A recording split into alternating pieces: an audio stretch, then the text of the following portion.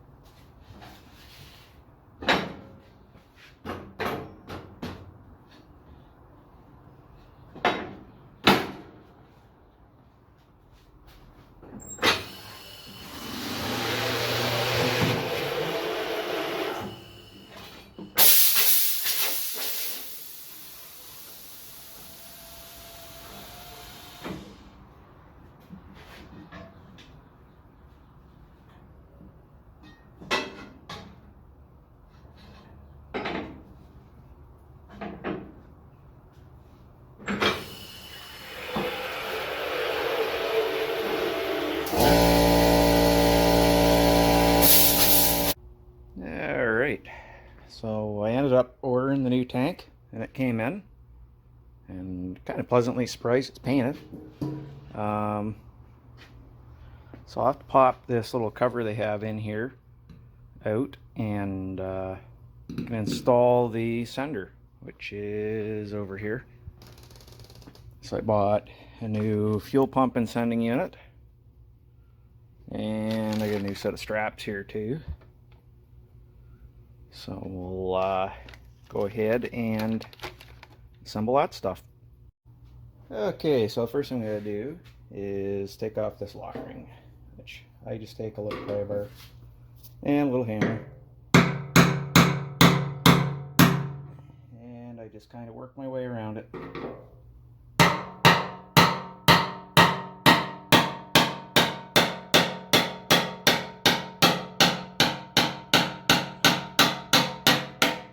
Like that, and then it comes out.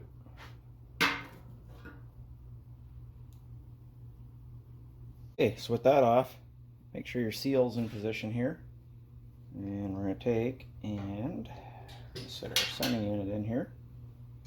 And it's going to face this way.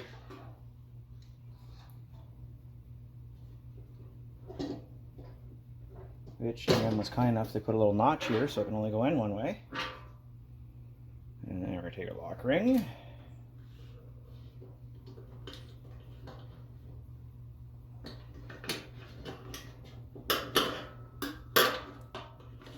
We're going to put it back over top and get it started by hand. And then we're going to take our hammer and we're just going to tap it back under there again.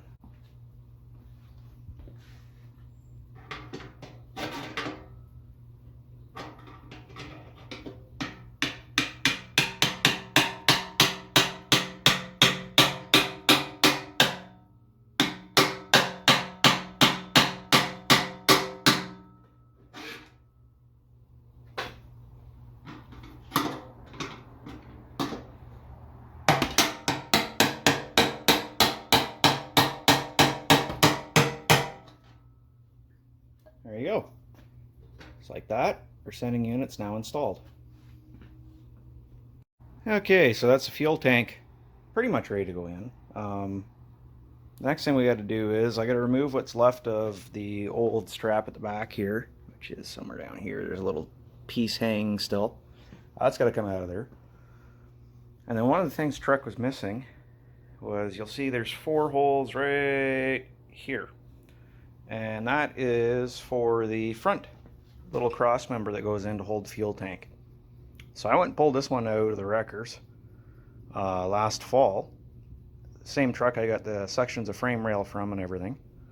And I'm going to go ahead and I'll disassemble all this, clean it up, and we'll get it ready to go back on the truck.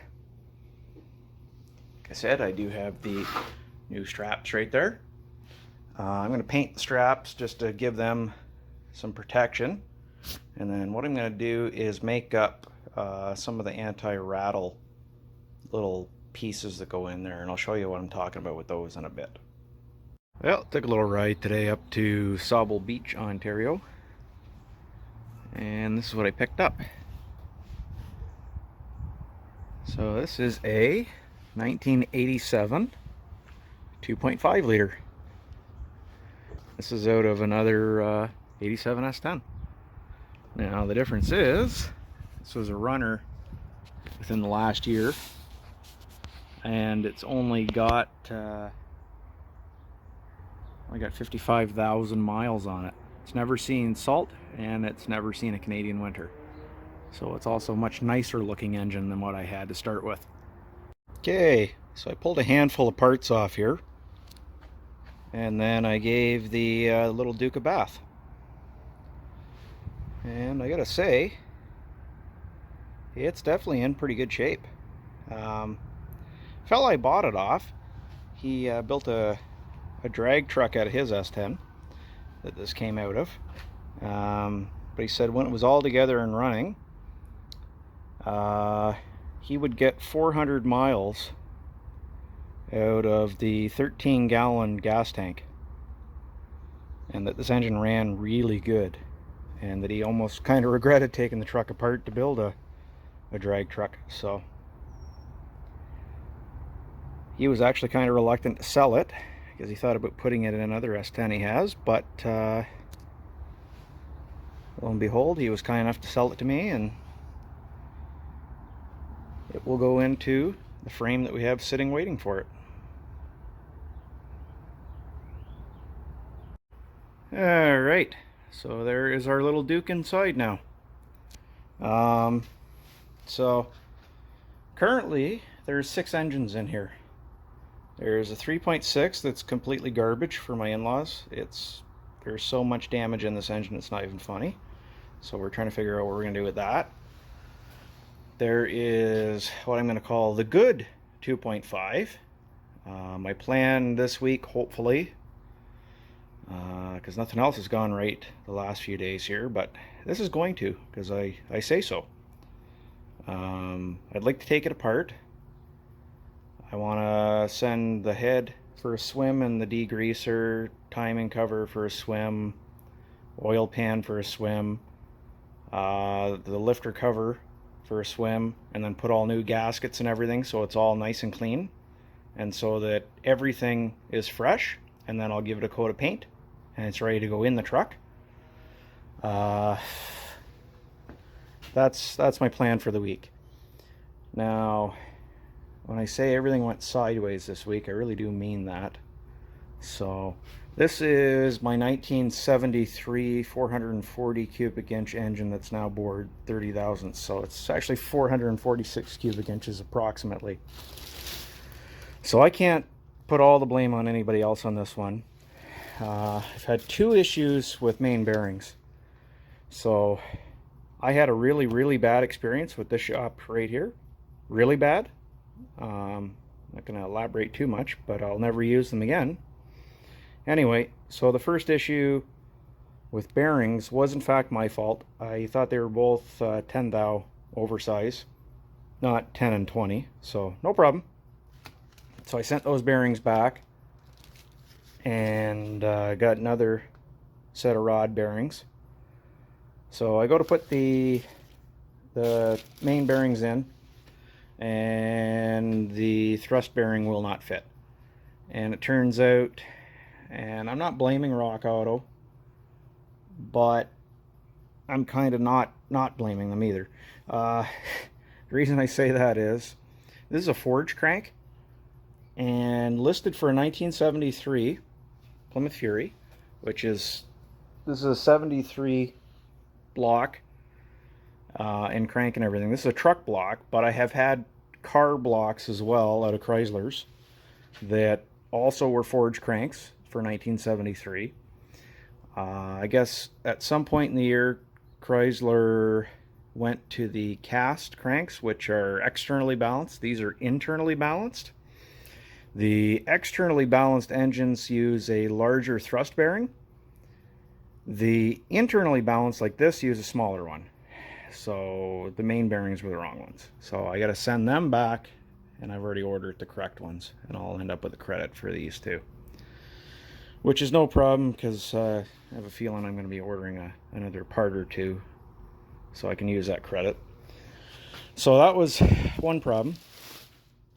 That's Mark's 360. So I get the crank in that, and that was in the other video there.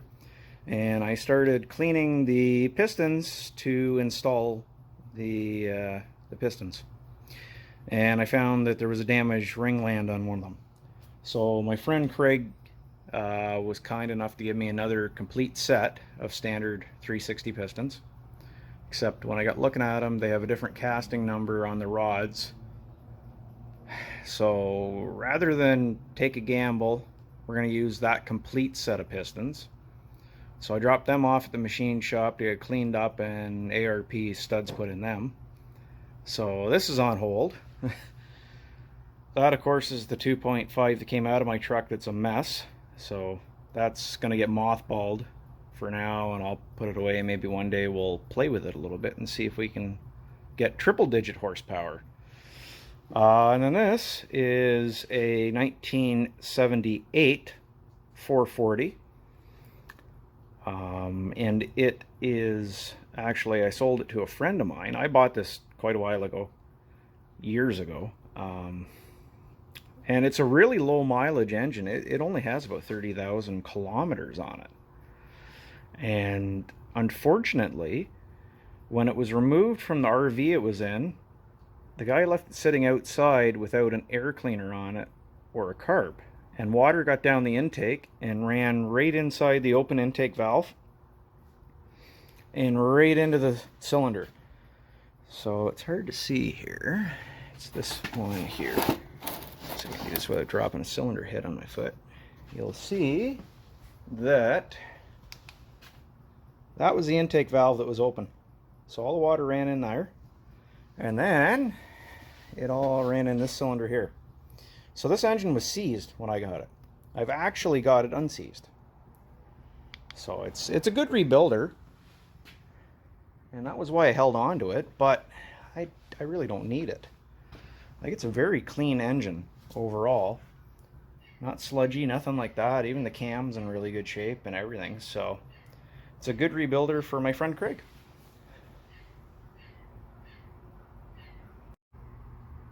So I got the sending unit in the tank, and I ended up, the bracket that goes on the frame rail there, it's really ugly. So I'm going to drop it off and get it sandblasted, along with the motor mount brackets and the idler pulley and bracket. So that's something that's kind of on hold now too. You know, there's a reason why this is called the Real Guy Garage and not something else, is because, well, I'm showing you guys the reality of building a vehicle. Lots of things go sideways, nothing ever goes as planned, and it always costs more than you thought. That's basically what restoring a car is all about. But it's all about your finished product and the pride you get to take in knowing that that's something that you've done. So, till the next video, we'll see you then.